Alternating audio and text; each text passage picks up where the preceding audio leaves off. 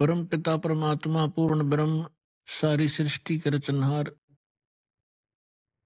कबीर देव कबीर साहिब कबीर परमेश्वर जी की असीम रजा से आप सभी पुण्यात्माएं सत्संग सुनने के लिए उपस्थित हुए। जिस प्राणी के बहुत ही अधिक पुण्य उदय होते हैं वो मानव शरीर प्राप्त करते हैं, और जिन मानव शरीर प्राप्त प्राणियों को सत्संग प्राप्त होता है वो बहुत ही शुभ संस्कारी हंस होते हैं। सत्संग में आने से प्राणी को ज्ञान होता है कि आप कहाँ रह रहे हो, आपके जीने का उद्देश्य क्या है, मनुष्य शरीर किस लिए प्राप्त हुआ है। आप आज मानव शरीर प्राप्त हैं और आपको कितनी सुविधाएं प्राप्त है। अन्य पशु पक्षियों को आप देखते हो, कभी ध्यान भी नहीं देते कि ये इतने दुखी क्यों हैं। गर्मी और सर्दी, वर्षा और ओले गिरते हैं,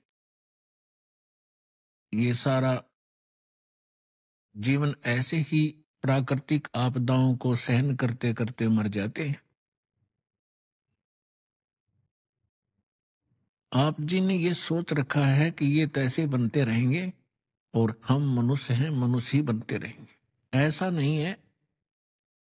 ये भी कभी मानव थे, ये भी कभी मनुष्य थे,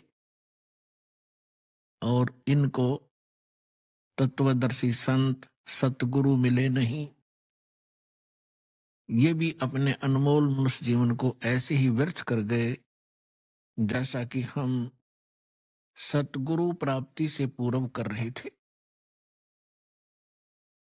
तो आपका बहुत सौभाग्य है कि आपको यह ज्ञान मिला, सच्चा भगवान मिला, और जिस नाम को अभी तक बहुत ही गुप्त रखा हुआ था वो आपको सतनाम मिला। अब परमात्मा ने कसर नहीं छोड़ी आपके ऊपर रहम करने की।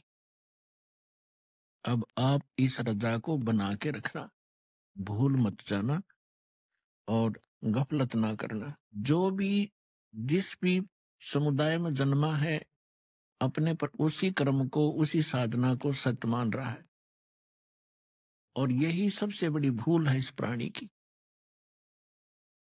क्योंकि साधना कौन सी ठीक है, ज्ञान कौन सा ठीक है, भगवान कौन पूर्ण है, ये जानकारी का कोई आधार बनाकर हमने चलना पड़ता है।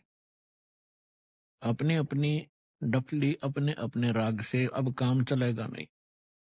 परमेश्वर ने स्वयं आकर के जो निर्णय दे दिया, पहले तो आप जी को ये प्रूफ कर दिया गया है कि परमात्मा कौन है।